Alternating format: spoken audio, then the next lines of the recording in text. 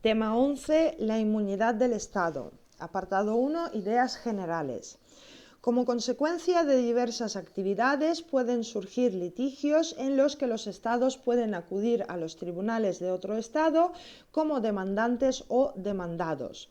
Sin embargo, como tanto el Estado extranjero como el Estado territorial son dos entes dotados de independencia y de soberanía, se produce una situación de enfrentamiento entre entidades soberanas. Para armonizar estos intereses contrapuestos, se ha desarrollado en el ordenamiento jurídico internacional la regla general o principio de inmunidad del Estado o inmunidad soberana, en virtud de la cual los Estados en determinadas circunstancias no están sometidos a los tribunales u órganos administrativos de otro Estado. La inmunidad es un derecho que tiene alguien frente a otro que no puede ejercer su poder. En el orden internacional y en relación con los estados extranjeros, la inmunidad presenta dos modalidades. 1. Inmunidad de jurisdicción, en virtud de la cual el estado extranjero no puede ser demandado ni sometido a juicio ante los tribunales de otros estados. Y 2. Inmunidad de ejecución, en virtud de la cual el Estado extranjero y sus bienes no pueden ser objeto de medidas coercitivas o de aplicación de las decisiones judiciales y administrativas por parte de los órganos del Estado territorial. La inmunidad del Estado no es absoluta. Los estados extranjeros están obligados a observar las leyes del Estado en el que desarrollan sus actividades. La inmunidad existe respecto a la jurisdicción de los órganos judiciales y administrativos del Estado territorial.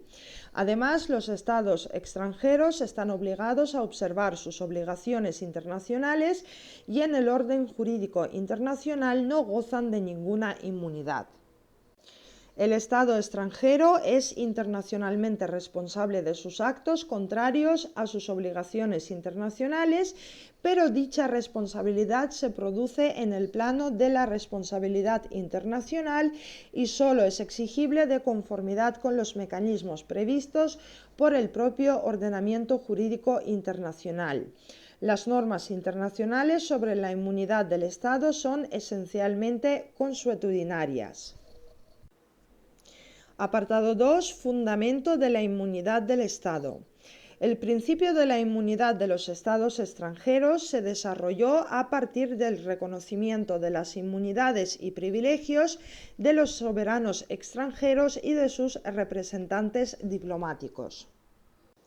La institución de la inmunidad del Estado se basa en el principio de la igualdad soberana de los Estados y se expresa en la máxima par imparem non habet imperium, esto es, los iguales no tienen jurisdicción uno sobre el otro. Por otro lado, pone de relieve que la razón de ser de la inmunidad de jurisdicción radica en la propia conveniencia de los estados y en las ventajas que tiene para ellos el trato recíproco que recibirán ante los tribunales de otros estados. La inmunidad es un derecho que posee cualquier Estado y una limitación que los demás Estados tienen en su facultad para dictar las normas que determinan la jurisdicción de sus tribunales. La inmunidad del Estado también puede considerarse desde la perspectiva de la competencia de los tribunales estatales para juzgar determinados asuntos. Así, actos de un Estado extranjero, como la expulsión de un ciudadano de otro país, no son susceptibles de ser juzgados por los tribunales de otro Estado y tienen su foro adecuado de los recursos internos disponibles en el Estado en cuestión. En todo caso, hay que tener presente que la inmunidad del Estado no radica ni en una renuncia voluntaria del Estado territorial ni en una regla de cortesía internacional, sino que el fundamento se encuentra en una regla general de derecho internacional público de carácter consuetudinario. La inmunidad soberana es un derecho del Estado extranjero y puede ser objeto de renuncia expresa o tácita a favor de la jurisdicción de los órganos judiciales del Estado territorial. La Convención de las Naciones Unidas de 2004 admite el ejercicio de la jurisdicción de los tribunales en un determinado proceso si otro Estado ha consentido expresamente mediante un acuerdo internacional. Se entiende que existe un consentimiento tácito si un Estado participa en un proceso ante un tribunal de otro Estado mediante la presentación de una demanda contra un particular o si ha intervenido en cualquier proceso. Apartado 3. Alcance de la inmunidad de jurisdicción. Comenzamos con la doctrina de la inmunidad absoluta. Es la concepción amplia de la inmunidad del Estado según la cual los Estados extranjeros no pueden ser demandados ni sometidos a la jurisdicción de los tribunales de un determinado país, incluso si se trata de asuntos civiles o mercantiles, y ha sido mantenida durante muchos años por los tribunales británicos y americanos. En cuanto a la doctrina de la inmunidad restringida, en la época del intervencionismo del Estado en la vida económica, la jurisprudencia de diversos países adoptaron una posición restrictiva de la inmunidad de los Estados extranjeros. El criterio seguido consistía en reconocer la inmunidad a las actuaciones públicas de los Estados extranjeros y en negarla en los casos en que actúen como podría hacerlo un particular. La razón de esta limitación se encuentra en la protección del interés de los nacionales que realizan operaciones comerciales o de naturaleza privada con estados u organismos estatales extranjeros. La doctrina de la inmunidad restringida se ha desarrollado partiendo de la consideración de que las actividades del Estado pueden dividirse en un esquema dualista. La distinción más generalizada consiste en diferenciar entre actos iure imperii, que gozan de inmunidad los actos realizados por el Estado en el ejercicio de su soberanía, y los actos iure gestionis, no gozan de inmunidad los actos propios de las actividades de gestión o administración de bienes privados.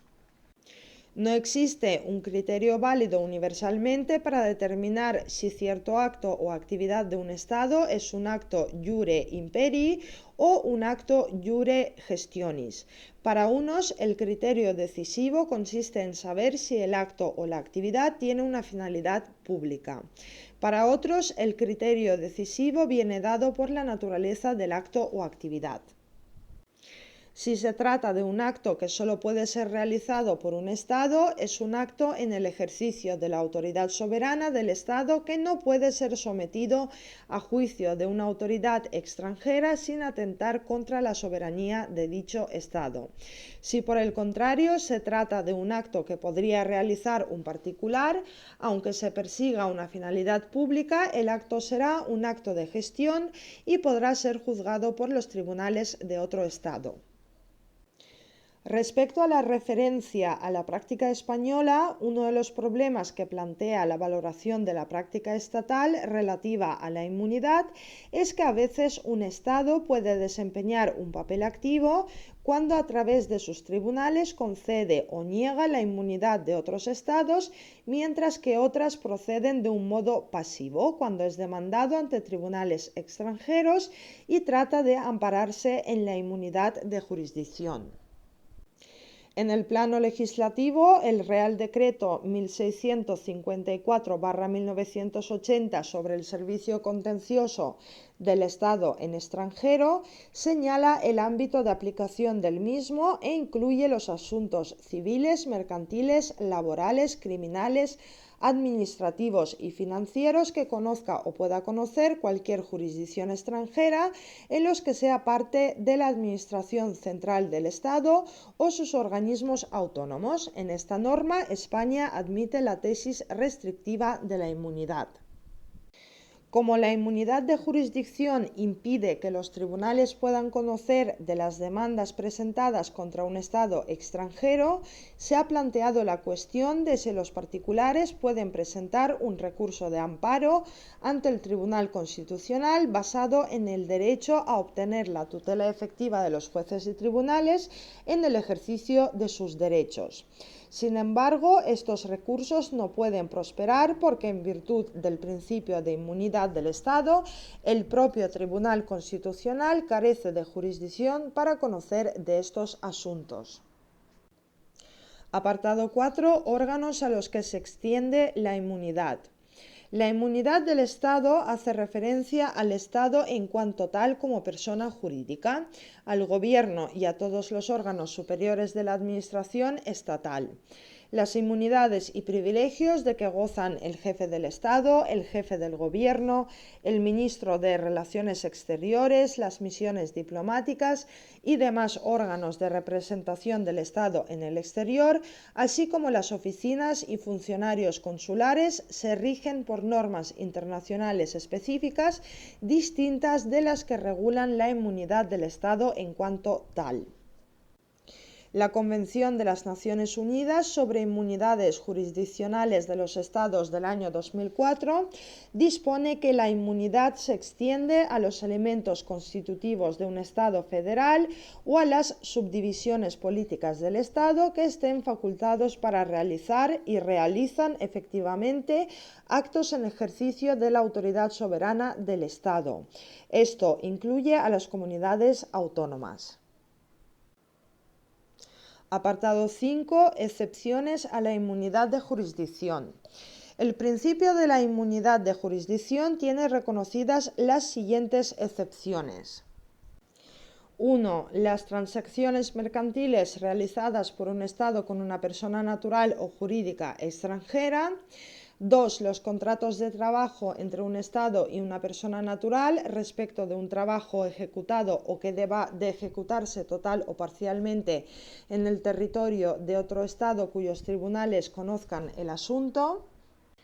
3. En los procesos civiles relativos a la propiedad, posesión o uso de bienes situados en el Estado del foro, en asuntos en materia de propiedad intelectual o industrial y en procesos relativos a la participación del Estado en sociedades u otras colectividades.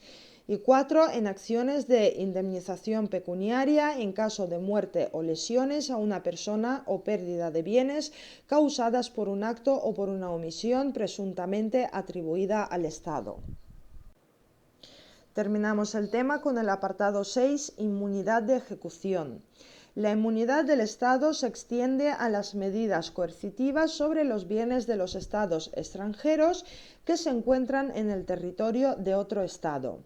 Generalmente se entiende que la inmunidad de ejecución también comprende las medidas cautelares que decidan los tribunales antes de dictar sentencia. En el ámbito de la inmunidad de ejecución hay que distinguir, por un lado, las medidas coercitivas anteriores al fallo, como son el embargo preventivo de bienes, o las medidas cautelares que podrán adoptarse cuando el Estado haya consentido expresamente o haya asignado o destinado bienes a la satisfacción de la demanda objeto del proceso. Por otro lado, las medidas coercitivas posteriores al fallo solo podrán adoptarse en los casos en que se acaban de mencionar de medidas anteriores al fallo, más en el supuesto de bienes que se utilizan específicamente o se destinan a su utilización para fines distintos de los fines oficiales no comerciales y que se encuentran en el territorio del Estado del foro. Los bienes de las representaciones diplomáticas y de las oficinas consulares están excluidos de cualquier tipo de medida de ejecución. Respecto a los buques de propiedad pública, los convenios internacionales distinguen entre los buques de guerra y los buques de Estado destinados a fines no comerciales, por un lado, y los buques mercantes y los buques de Estado destinados a fines comerciales, por otro lado. Los primeros gozan de inmunidad de jurisdicción y de ejecución, mientras que los segundos están sometidos a las medidas de ejecución en materia civil cuando se encuentran en el mar territorial del Estado extranjero. Con las aeronaves hay que distinguir entre las aeronaves del Estado utilizadas en servicios militares, de aduanas y de policía que gozan de inmunidad de jurisdicción y de ejecución, y las demás aeronaves de propiedad estatal que se asimilarán a las aeronaves civiles y no gozarán de estas inmunidades. La jurisprudencia española referente a la ejecución de sentencias españolas sobre bienes de estados extranjeros reitera que la inmunidad de ejecución se asienta en una doble distinción. 1. Son absolutamente inmunes a la ejecución los bienes de las misiones diplomáticas y consulares. Y 2. Son inmunes a la ejecución los demás bienes de los estados extranjeros que estén destinados a actividades iure imperii, pero no los destinados a actividades iure gestionis.